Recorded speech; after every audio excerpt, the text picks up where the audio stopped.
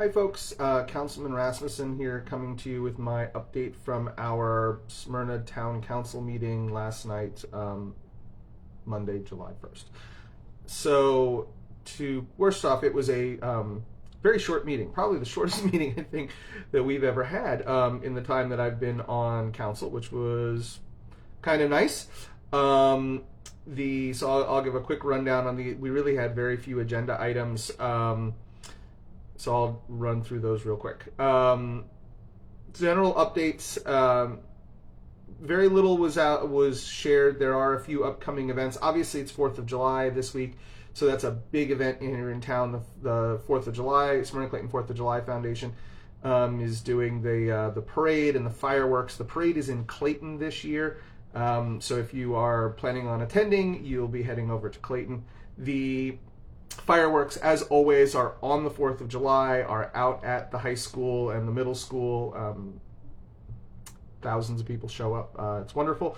It looks like we'll have pretty decent weather, not super hot, so a nice 4th of July. Obviously, we want everybody to be safe and have a good time. I know the fireworks have already started going off around town in the evenings, which I enjoy. I know not everybody else does, but I think it's great. I love fireworks. So, as far as other little updates, I've already posted something about it, but the first of our 2 murals went up this last week. We had the dedication last Wednesday. This is the one viewable from Commerce Street if you're heading east on Commerce Street towards Route 13. It's painted by Michael Rosado, a fantastic artist out of Cambridge, Maryland, who does a lot of pretty famous murals. This one features Bombay Hook. It's kind of like an awesome scavenger hunt of really neat stuff. There's so many little creatures and things hidden in this mural. It's wonderful. If you get a chance, pull over, stop, take a good look at it. Really neat. We had a great opportunity. A bunch of people showed up for the dedication on Wednesday, folks from the Friends of Bombay Hook and the National Fish and Wildlife, as well as obviously town staff and community members. So it was wonderful. I'm really happy that this got going. Jeremy Rothwell and myself worked hard on a grant to get this funded. We've got funding for 2 murals, so this is the first of the 2. The second one is in the planning stages right now, and hopefully in a couple of months it'll be up. That one will be visible from heading north on South Main Street on the side of the Stokesbury House, right next to the Smyrna Opera House. So really cool. It's beautiful. Please go down, check it out. We'll hopefully be able to create some teaching materials and things like that. I've already gone over with my kids in, taking a look at it, and there's all sorts of neat stuff hidden in there. A great way to learn a little bit more about Bombay Hook, the beautiful natural heritage of our area. So please give it a look. And then there were just general updates. The town's 2022 audit is pretty much complete. We've not seen the final version of it.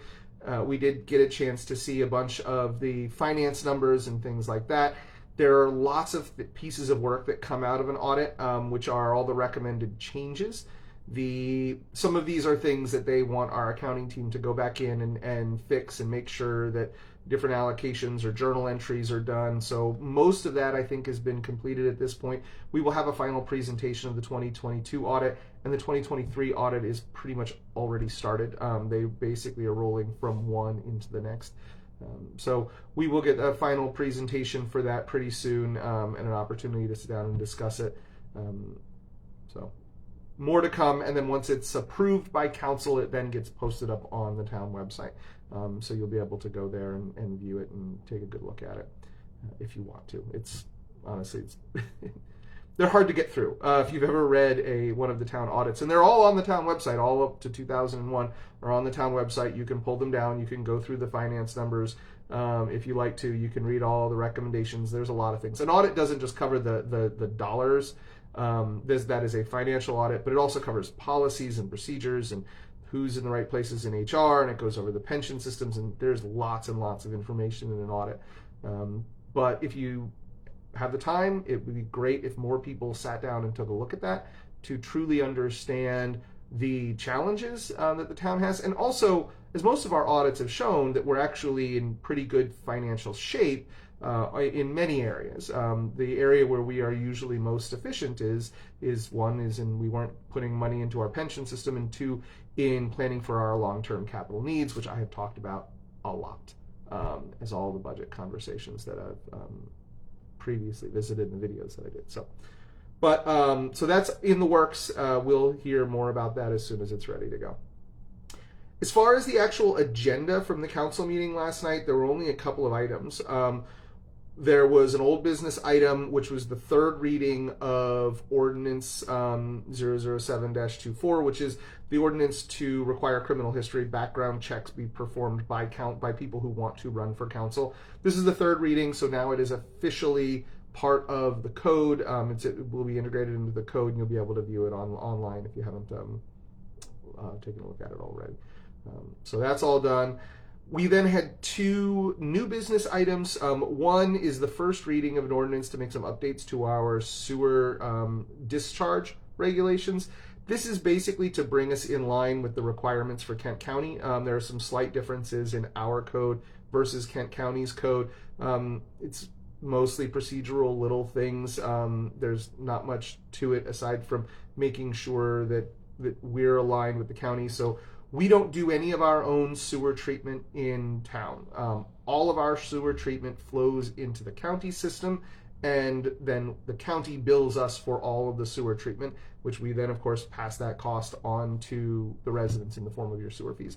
So we have to meet, regardless of what our code says, we have to meet Kent County's regulations, but it makes sense that our code also matches that, because if there is an issue, we are the ones who are responsible for going out and remediating that sort of an issue, making sure that our community is meeting the required standards and that we have code in place to make sure that we can enforce those standards that ultimately come from Kent County. So this is the first reading of that ordinance. There will be 3 readings of it, so it'll be up there 2 more times.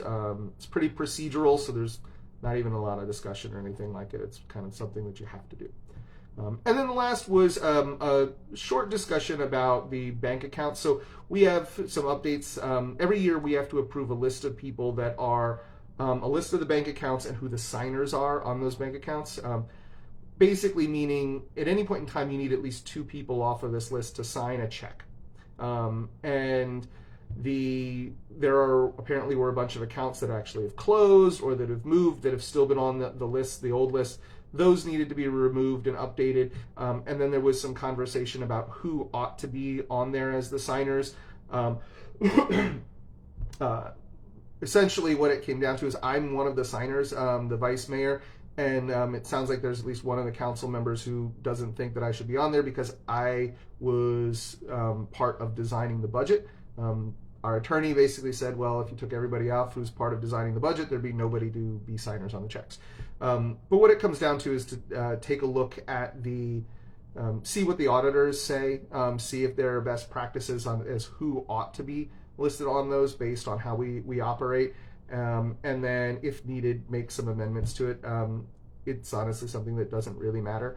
From my perspective, I don't care whether I've never signed a check. But technically, if the mayor's out of town or they need another signature, you need at least a group of people who can go in and physically sign checks, say, to pay a bill. And as part of our financial protections, you have to have at least 2 signatures on those. Typically, it's the town manager, the mayor, the finance director, and then for some of the accounts, the vice mayor is listed as a signer as well. So I guess it will be revisited when there is some more information. So that was pretty much it as far as the actual agenda went. And we had a couple of public comments, but really it was a very, very fast meeting. I think we were done in like 36 minutes or something like that. So quick one. We'll have another meeting in July. Our next meeting is July 15th, so 2 weeks away. I am hoping that we have a budget workshop prior to that meeting. It's something that I've requested to give council a full update. We now have 6 months worth of budget expenses, get a budget update to see how we're tracking against specific items. And also this would be a good time to make any proposed changes to the budget. There's a lot of stuff that's been implemented since the first budget was approved. We've created our capital reserve accounts. We have made the changes, or at least most of the changes, that are necessary to make sure that we are funding our pension systems correctly and doing things like that. It would be good if council sees an updated budget and then also approves an updated budget if there are any additional changes that need to be made based on how things are tracking for this year. So hopefully we'll have that meeting before the next council meeting so that we can sit down. A workshop they're public. Anyone can attend, and members of the public do attend the workshops.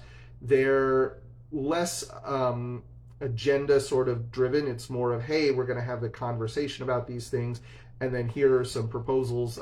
The town council can take action during workshops. It is a council meeting, and there has to be an agenda, and all the FOIA stuff is part of that.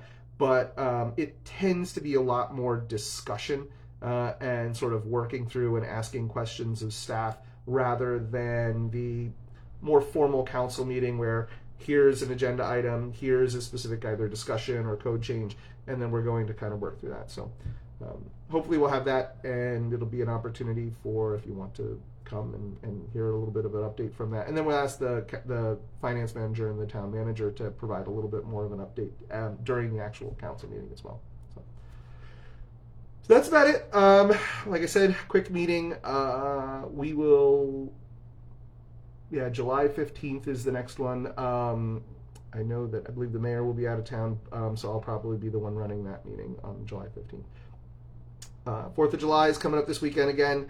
Go out, have a great time, be safe, have fun. I'm sure I will see lots of people up at the fireworks.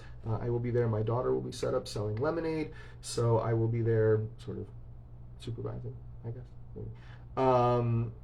And have a great time. Thanks, everybody. Take care.